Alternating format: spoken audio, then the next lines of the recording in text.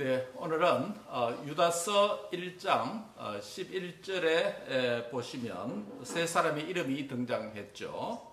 예, 가인, 발람, 고라라고 하는 구약에 있었던 세 사람의 이름이 등장합니다.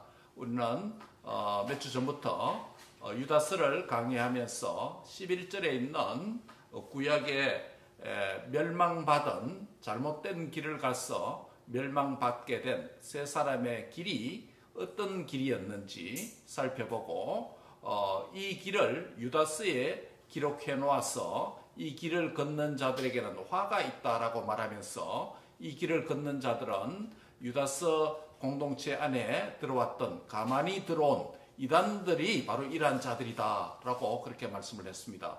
그러면 이단들이 아닌 자들에게는 이 말씀을 읽지 못하고 교훈을 받지 못합니까? 그건 아니죠. 그렇죠. 그렇기 때문에 이단들이 이 잘못된 세 사람의 길을 걸어서 멸망을 받았기 때문에 이단들에게는, 거짓 교사들에게는 이것이 경고가 되고, 너희가 이단의 길을 가면 이런 길을 결말을 받게 될 것이다 경고를 주게 되고, 그 다음에 참 교회된 성도들에게는 바로 이 잘못된 길로 가면 이렇게 멸망을 받았으니 너희는 진리의 바른 길을, 바른 믿음, 건강한 신앙, 진정한 믿음으로 남은 여생을 살아라 라고 하는 하나님께서 우리에게 주시는 권고의 말씀이 있다라는 측면에서 우리에게도 교훈이 되는 말씀이다 라는 점을 상기하면서 우리는 첫 번째는 가인의 길에 대해서 말씀을 했고, 그리고 지난주에는 바로 발람의 어그러진 길이 무엇이고 또 반대로 우리는 그 길을 걷지 말아야 된다라는 말씀을 상고했습니다.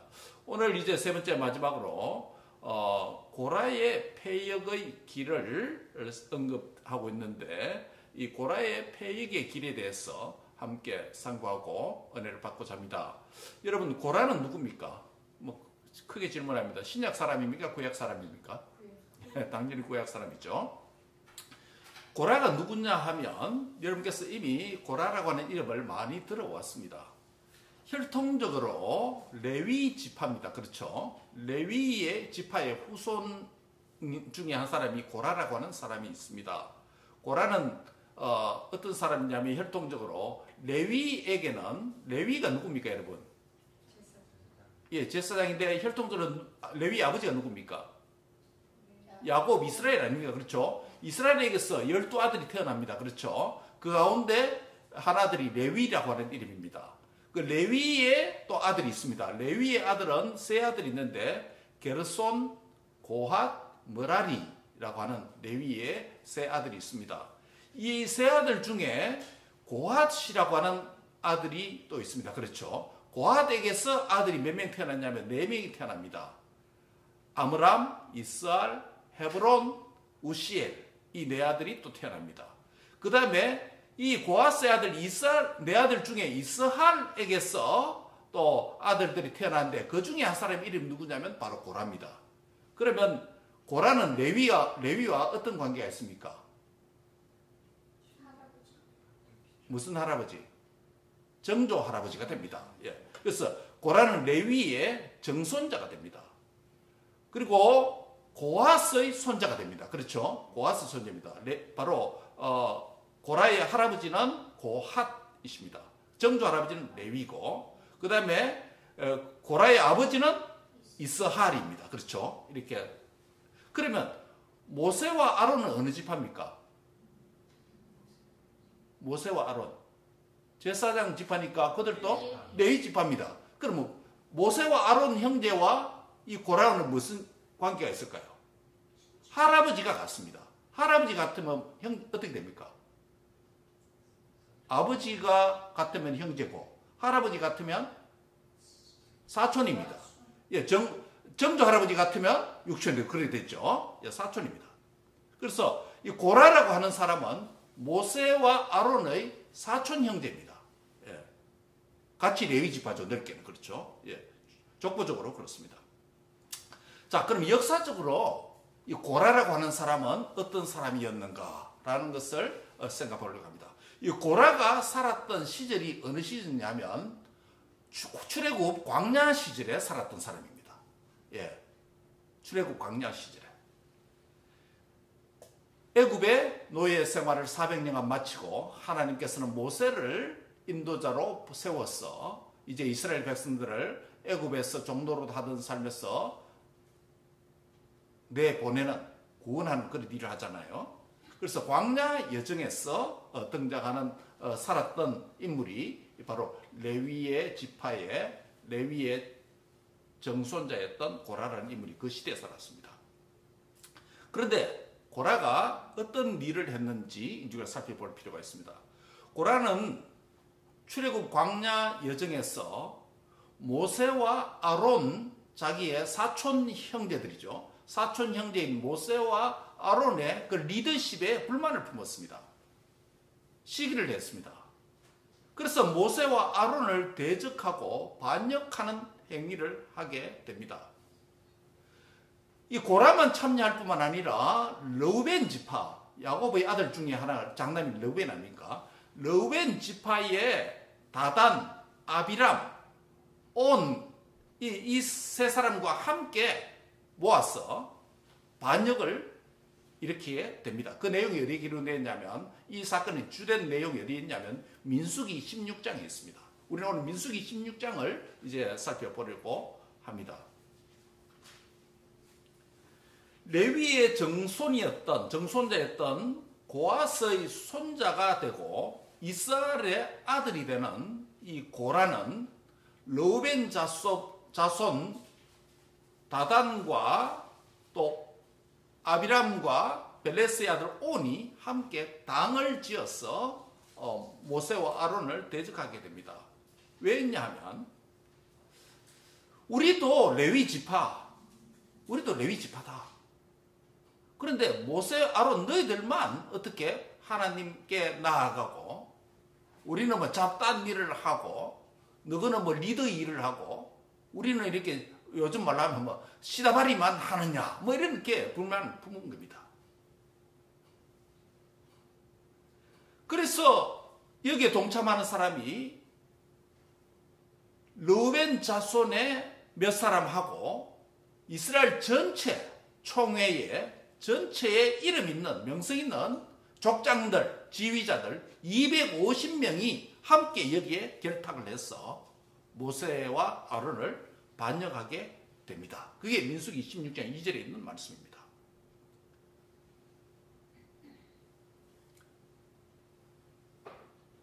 그래서 그들이 모여서 모세와 아론에게 이런 말을 합니다. 모세, 너와 아론, 우리 같은 레위 집안이냐? 그런데 너희가 너무 분수에 지나치게 행동한다. 레위 지파 우리와 그리고 많은 회중들에게 거룩한 여호와의 영이 함께 우리 가운데도 있다. 너희 하나님이기도 하고 우리 하나님이기도 하다. 그런데 너희들만 하나님 앞에 가까이 가고 지도자 역할을 하고 우리는 뭐 늘 이런 일만 하느냐 이렇게 불만을 품게 된 것입니다.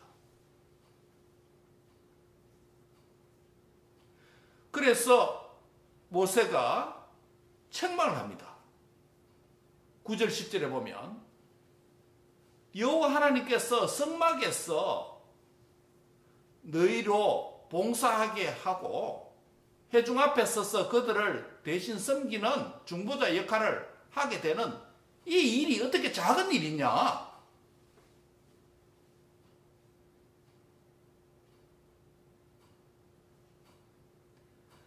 너와 너희 무리가 모여서 여호와 하나님을 거스르는 일이다. 이렇게 행동한 것은 모세 나와 아론을 거스르는 뿐만 아니라 이것은 하나님을 반역하는 일이다. 라고 모세가 책망을 합니다.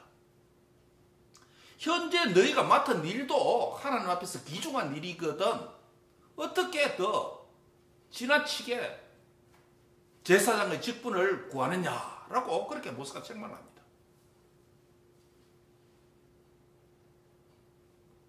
그러면서 향로를 가져오라 라고 모세가 명령을 내립니다.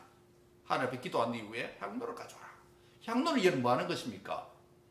향로 안에 향을 넣고 불을 넣어서 향연이 하나님께 올라가도록 하는 것 아닙니까? 그래서 각각 향로를 갖고 와서 아론도 가져오고 너희들도 가져오고, 그래서 그 향을 하나님 앞에 피우면서 누가 하나님이 진정한 리더고 세우신 종인지 하나님께 말씀을 구해보자 라고 모세가 그렇게 한 것입니다. 그러한 명령을 한 이후에 12절 14절에 보면, 민수기 16장 12절 14절에 보면 엘리압의 아들 누구요? 다단과 아비람이라는 사람이 있었습니다. 이 사람들은 지금 하나님 앞에 향로를 가져와서 분향하면서 누가 참된 하나님 세운 종인가 정리해보자, 이 일을 지금 하고자 하는데 아예 이 자리에 나타나지도 않고 거부하는, 오기를 싫어하는 두 사람이 있었습니다. 엘리압의 아들 다단과 아비람이 오지도 않았습니다. 그들이 이렇게 말합니다. 모세, 네가 우리를 젖과 꿀이 흐르는 땅에서 이끌어내어 광야에서 죽이려 함이 어찌 작은 일이기에 오히려 스스로 우리 위에 왕이 되려 하느냐라고 이렇게 말합니다. 여기서 젖과 꿀이 흐르는 땅은 어느 땅을 가리킵니까? 가나안 아닙니다. 이것은요. 젖과 꿀이 흐르는 땅에서 이끌어내어 광야에서 죽이려 한다 했으니까 광야 이전이 이집트 애굽입니다. 애굽에서 나름대로 뭐 고기도 먹고 잘 먹었다 이 소리겠죠. 노예로 있었으나 비록. 그래서 젖과 꿀이 흐르는 땅을 애굽을 젖과 꿀이 흐르는 땅으로 생각하는 사람들입니다. 그래서 광야에 있어 이 힘든 땅에서, 여러분 우리도 오늘 지금 엄청 덥잖아요. 지난 며칠 전에는 1982년 약 40년 만에 최고의 오렌지 카운티 온도가 높았다고, 더웠다고 그렇게 뉴스 나옵니다. 그날이 100도 좀 안 돼도, 우리 다민이 있는 곳에는 120도까지 올라간다고 하는데 100도 좀 안 돼도 이렇게 더운데, 그래도 우리는 뭐 나름 에어컨도 있고 빌딩 밑에 뭐 그늘도 있고 하지 않습니까? 근데 광야의 여정 한번 생각해보세요. 저 캘리포니아 저 데스밸리라든지 이런 데 한번 생각해보십시오. 무릎선 그냥 죽는 곳 아닙니까? 그렇죠? 예. 중동이니까 또 얼마나 덥겠습니까? 그 광야 사막 길이.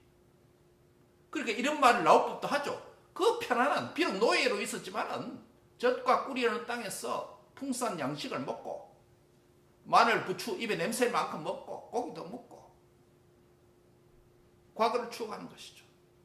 그런데 너희가 와서 우리를 이끌어내서 이 광야에서 무더운 일기 가운데서 먹을 것도 없는 곳에서 우리를 죽이려고 한다. 뿐만 아니라 우리를 죽일 뿐만 아니라 네 스스로 우리 위에 왕이 되고자 한다 라고 모세를 시기한 게 된 겁니다. 우리는 더 이상 올라가지 않겠다. 우리는 더 가나안 땅으로 가지 않겠다.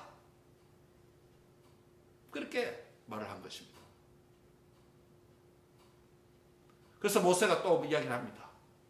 너희 족장들 250명 한 무리가 되어서 지금 반영하는데 각각 하나의 향로를 가지고 오라. 그럼 몇 개 됩니까?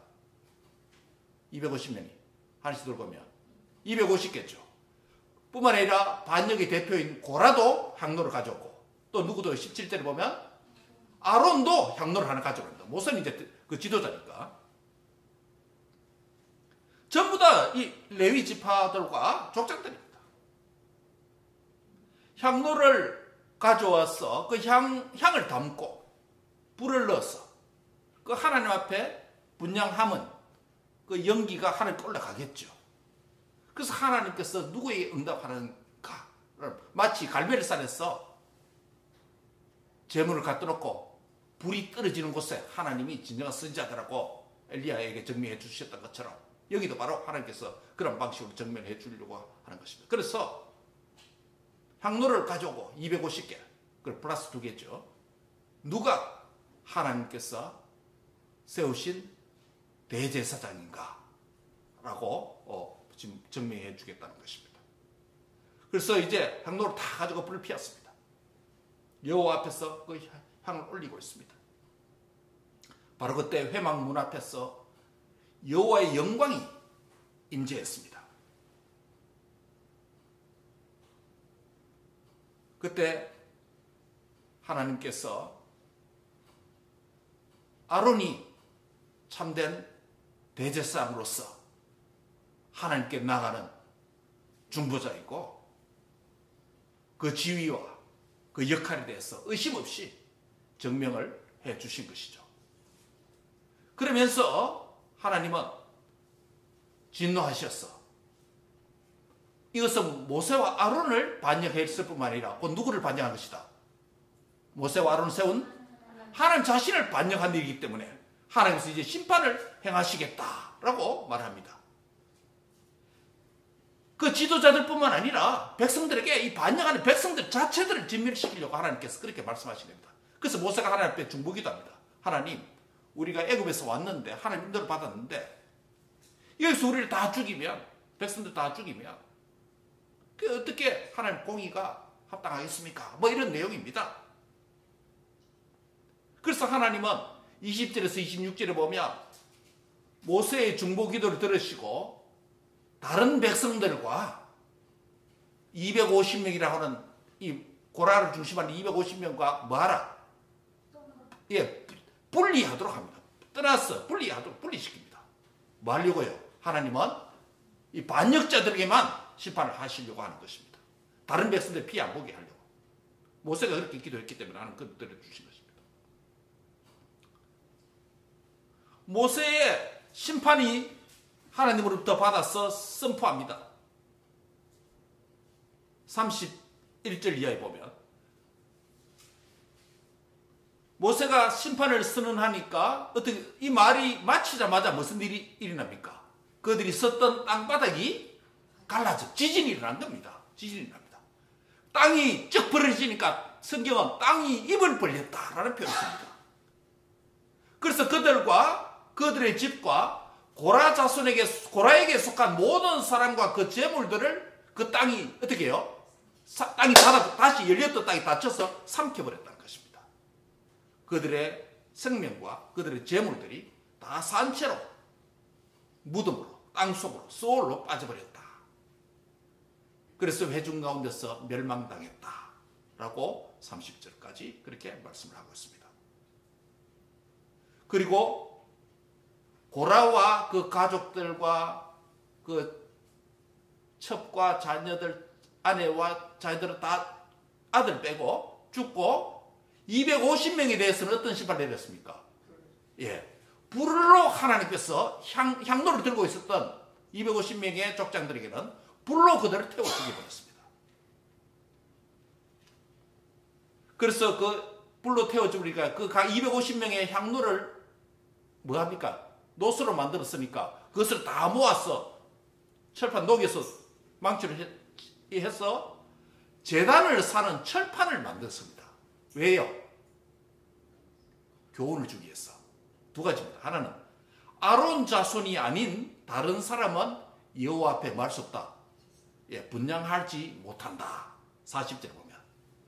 그리고 고라와 그의 무리와 같이 앞으로는 이런 일이 일어나지 않도록 경고하기 위해서 그 250개의 향로를 다 녹여서 두드려서 철판으로서 제단을 사는, 그래서 이스라엘 자손이 그것을 볼 때마다 이런 일을 다시는 하면 안 된다라는 경계를 받게 기념물로 만들었습니다.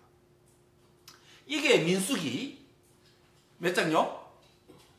16장에 있는 고라의 행한 사건과 고라의 반역 사건과 그 심판의 결과에 대한 내용입니다. 이 내용을 바탕으로 해서 오늘 유다서 1장 몇 절요? 11절에서 고라의 패역한 길에 대해서 말씀을 하고 있는 것입니다. 여러분, 그 아까 향로 250개를 녹여서 망치를 두들겨서 뭘 만들었다고요? 제단을 사는 그 철판으로 만들었다는 겁니다. 제단을 사는 철판을 만들었다. 뭐 하기 위해서? 주된 용도가 뭡니까? 그 제사의 용도로 쓰기도 하지만은 정신적인 경고가 있습니다. 무엇입니까? 다시는 아론 외에는 여호와 앞에 분향하면 안 된다라는 것이고, 또 하나는요, 그라 무르와 같이 다른 사람이 이런 일이 일어나지 않도록 하는 경고를 주었습니다. 그런데 이 경고를 했음에도 불구하고 몇 세기가 지났어. 비슷한 일이 또 일어난 것입니다. 어디 있어요? 유다서 11절에서 거짓 교사들이 일어나서 고라의 패역을 길을 걷는 자들이 또 생겼습니다. 그런 일이 없도록 하기 위해서 경고를 쌓았는데도 불구하고. 그래서 유다는 바로 이러한 자들에게서 10절에 뭐라고 말했습니까? 뭐 있을진저? 화 있을진저. 하나님의 저주, 화가 있을, 화를 받는 자가 될 것이다. 다시금 거짓 교사들에게 그렇게 경고를 한 것입니다. 여기까지는 거짓 교사들에게 해당이 되는 거예요. 자, 그렇다면 오늘 저와 여러분은 거짓 교사 이단이 아니잖아요. 주님을 믿는 참된 교회잖아요. 우리는 어떤 교훈을 이 본문을 통해서 받을 수 있을까요? 그것이 오늘 설교에 본 내용입니다. 지금까지 설명한 거죠. 이것을 우리가 교훈받기 위해서 먼저 우리가 고라의 자손들을 한번 생각해 봅시다. 여러분, 아까 민수기 16장에 말씀이 있었죠. 고라에 대한 사건이 기록되어 있습니다. 그런데 거기서 죽지 않은 사람들이 있었습니다. 고라의 자손들 가운데. 누가 안 죽었습니까? 고라의 아들들은 안 죽었습니다. 그리고 제가 성경 찾아보니까 왜 아들을 안 죽였을까? 몇 가지 가능성이 있습니다. 그들은 아버지가 하는 일에, 아버지 고라가 하는 일들에 동참하지 않았다라는 가능성이 있고. 근데 그런 표현은 성경에 없어요. 그럼에도 불구하고 아들들은 하나님께서 보존해 주었습니다. 그럼 누가 죽었습니까? 고라의 아들 말고 그 아내, 고라의 아내. 그 다음에 또요? 요아들. 그 다음에 아까 그 뭡니까? 르벤 지파에 몇 명 있었죠? 르벤 지파 동참했던 자. 그 다음에 250명 족자들, 그렇죠? 이들은 다 죽었죠.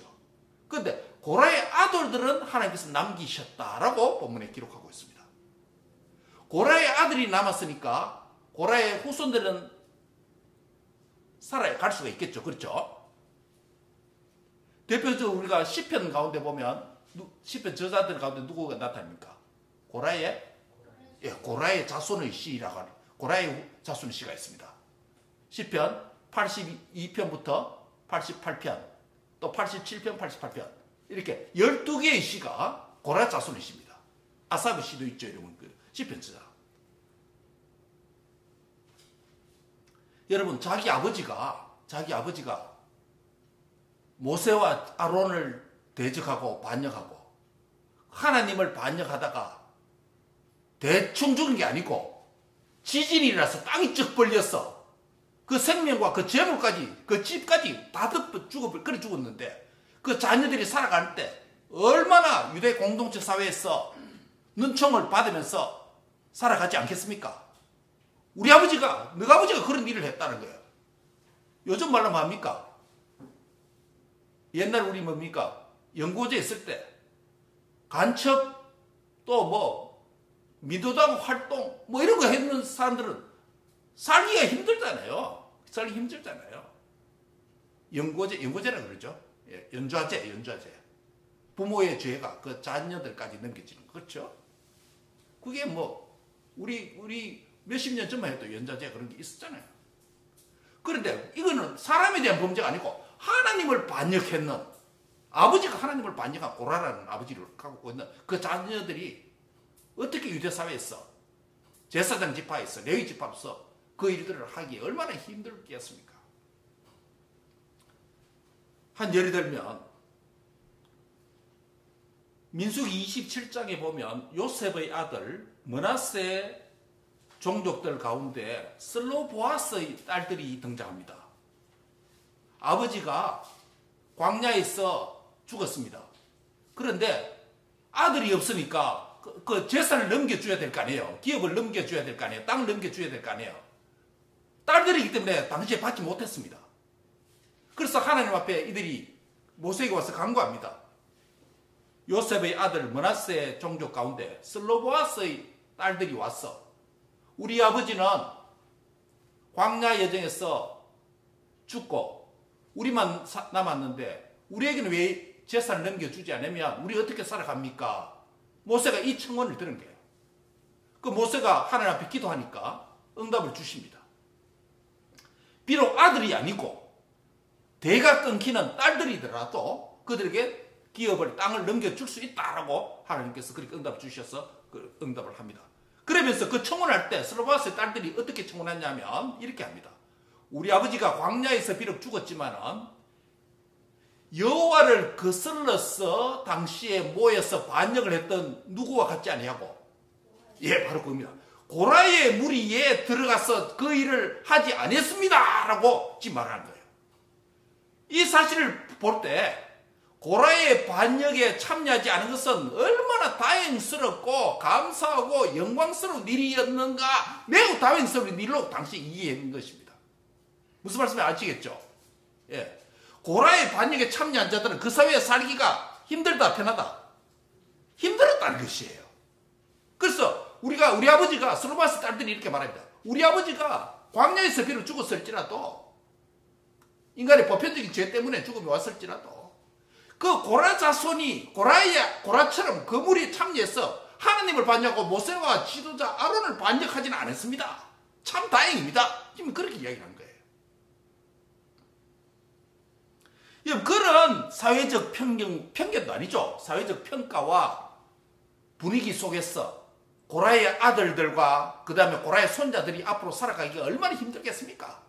그 멍에 무거운 집을, 아버지의 무거운 집을 감당해야 되니까, 사회적으로 감당해야 되니까. 그것도 은둔생활 하면 괜찮겠지만은 제사장 집회 아닙니까? 그 일을 하려고 하는데 얼마나 방해거리가 되겠습니까? 그러니까 고라의 아들, 그 다음에 밑에 손자, 고라 자손들이 늘어면서 얼마나 그 일을, 성경에 나타나지는 않습니다. 얼마나 그 일을 마음에 깊이 생각하고 자숙하고 침묵하면서 조용하게 살아갔지 않겠습니까? 그랬으니까 나중에 고라 자손들 가운데 훌륭한 사람들이 등장하는 겁니다. 고라 자손들이 여러분 어떤 일을 했습니까? 첫째는 고라 자손들은 성전의 문지기로 봉사했습니다. 성전의 문을 닫고 열고 하는 일을 했습니다. 뿐만 아니라 성전의 작은 방들과 곳간 창고들의 곳간의 문을 열고 닫고 관리하는 그 일을 했습니다. 그래서 고라 자손의 시편 기억하십니까? 시편 84편 고라 자손 시편인데, 만군의 여호와여 주의 장막이 어찌 그리 사랑스러운지요. 84편 10절에는 주의 궁정에서 한 날이 다른 곳에서 몇 날보다? 천날보다 나은 척. 악인의 장막에 거하는 것보다 내 하나님의 뭐요? 문지기로 있는 것이 좋사오니. 예, 우리 이천 홍사님 가정, 한국에도 교회가 있습니다만은, 그래도 주님의 섬기는 교회 와서 한 주 예배 드리는 게 행복하지요? 아멘입니까? 예. 내 세상에 있는 것도 좋고 뭐 유익하고도 많지만 내 하나님의 집에서 큰일을 안 할지라도 문지기 역할을 하는 그것도 좋았어. 여러분, 고라의 아버지가 누구라고요? 고라의 아버지가, 고라의 아버지 아니고 이 고라 자손의 그 수장, 고라가 어떤 사람이라고요? 예, 고라가 누굽니까? 무슨 일을 했다고요? 반역하는 일을 했잖아요. 고라는 반역하는 일. 하나님과 모세와 아론은 반역했던 자가 고라 아닙니까? 그런 조상, 그런 아버지를 둔 후손들이 살아가기가 그만큼 힘들었던 사회 아닙니까? 그래서 슬로바스의 딸들이 우리 아버지가 그렇게 안 된 건 너무 다행입니다. 지금 이런 말을 했잖아요. 증거가 있잖아요. 모세와 하나님 앞에 우리도 재산 주세요라고 청원할 때 청원 조건이, 우리 아버지는 광야에서 비록 죽었을지라도 고라의 무리에 그 반역의 일은 참여 안 했습니다. 다행스러운 일입니다. 이렇게 했다는 것은 그 당시에 고라와 그 밑에 반역했던 자들이 얼마나 사회에서 맹대받았을 그런 분위기 아니겠습니까?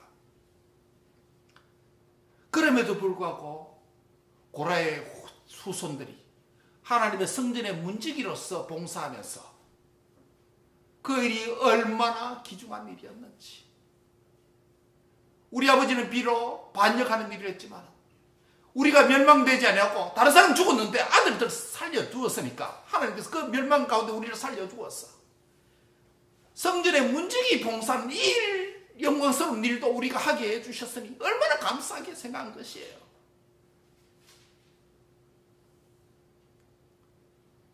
그래서 이들이 성전의 문지기를 했을 뿐만 아니라 또 어떤 일을 했냐면 성전의 음식 봉사하는 일을 했습니다.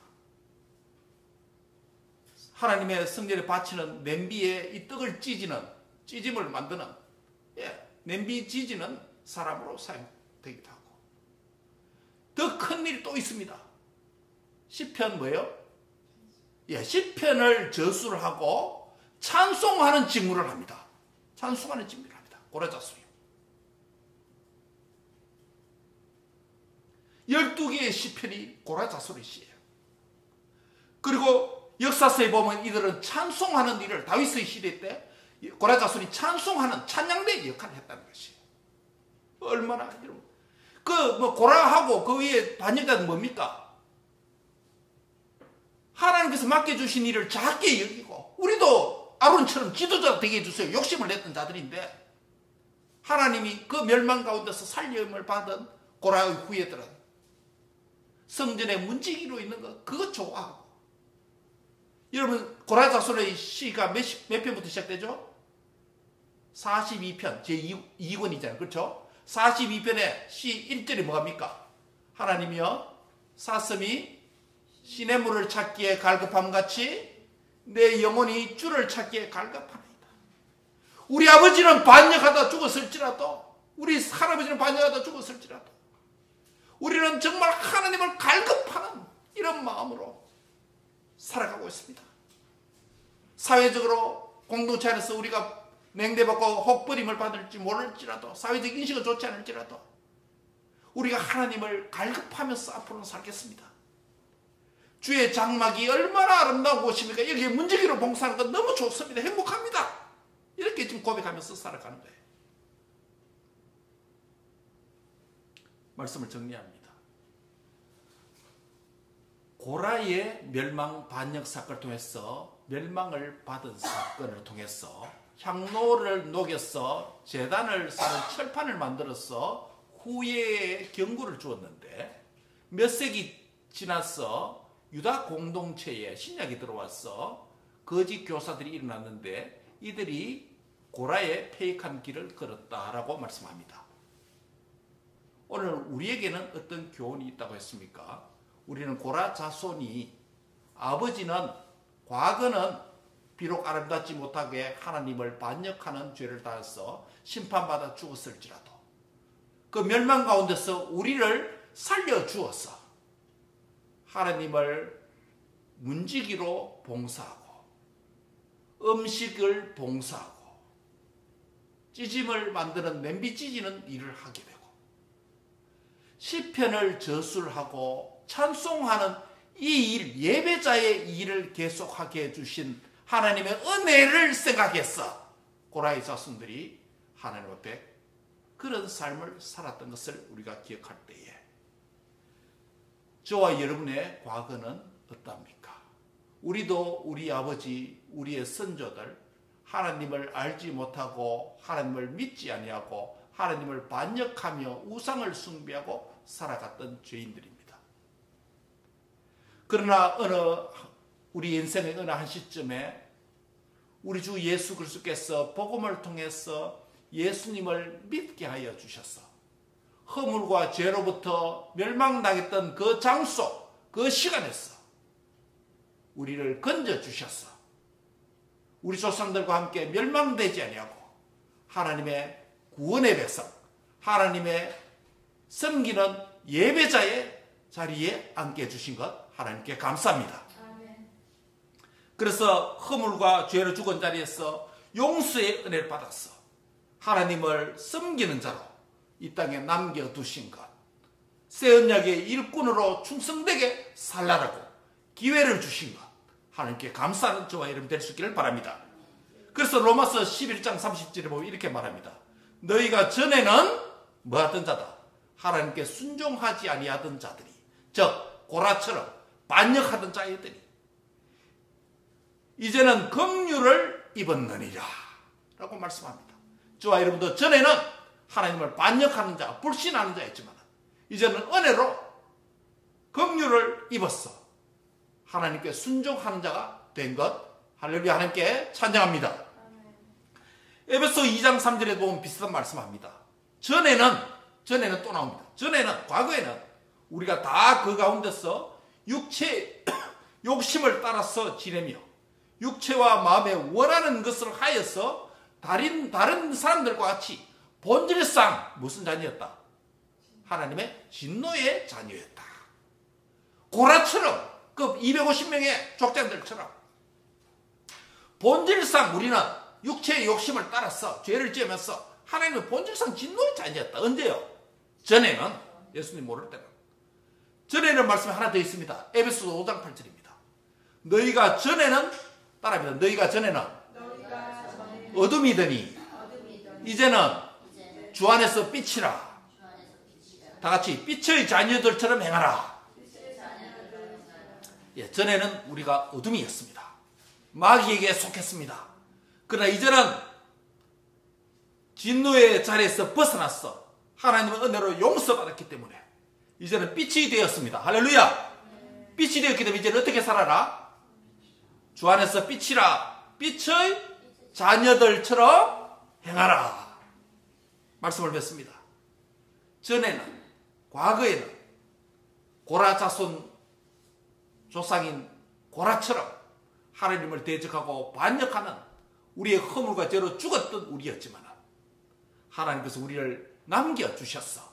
고라의 아들들을 살려주신 것처럼 우리를 남겨주셨어. 우리에게 믿음을 주시고 이제는 어둠에 속한 자가 아니라, 마귀에게 속한 자가 아니라, 이제는 진노의 자녀가 아니라 축복의 자녀로, 빛의 자녀로 삼아주신 것 감사합니다. 이제는 하나님을 고라 자손들처럼 말씀을 가지고 또 찬송을 통해서 하나님을 예배하는 자로 만들어주셨으니 우리는 남은 세월 이제는 말씀을 읽고 말씀에 순종하고 또 찬송을 통해서 하나님을 예배하면서 살아가는 복된 자녀들이 되시기를 바랍니다. 또한 우리의 삶이 어둠에 속한 삶이 아니라 빛으로 행하는 말씀을 순종하는 삶을 매일매일 살아가는 복된 은혜가 있기를 주의 이름으로 축복합니다. 기도하겠습니다. 하나님 아버지 감사합니다. 고라가 탐심과 시기를 해서 모세와 아론을 대적하고 그들을 세우신 하나님을 반역하는 죄를 범하여서 하나님 앞에 지진이 일어나서 땅 위로 삼킨 바 되어서 그 가족들과 반역자들이 다 멸망을 하게 되었습니다. 그러나 하나님은 은혜와 긍휼로 고라의 아들들은 남겨주셔서 그 아들로 태어나는 후손들이 그 사회적인 냉대와 또 하나님의 그런 일을 한 아버지를 가진 후손들이 정말 불행하다고 생각하던 사회였는데 그럼에도 불구하고 그들이 하나님 앞에 침묵하고 자숙하면서 내 하나님의 집에 문지기로 있는 것이 좋사오니 세상에서 첫날보다 하나님의 집에서 하루 봉사하는 것이 더 낫다라고 하는 그 영광스러운 직분을, 은혜를 체험한 삶을 산 것처럼 우리도 하나님 앞에 죄 가운데 멸망치지 않고 우리 주 예수를 통해서 구원받고 용서받은 하나님의 자녀가 되게 해주심을 감사합니다. 이제는 세상에 마귀에게, 죄에게 속한 자가 아니라 하나님의 진노에 속한 자가 아니라 하나님의 사랑과 축복에 속한 자로서 이제는 빛에 속한 자로서 빛을 행하는 자가 되게 축복해 주옵소서. 감사하고 예수님의 이름으로 기도합니다. 아멘.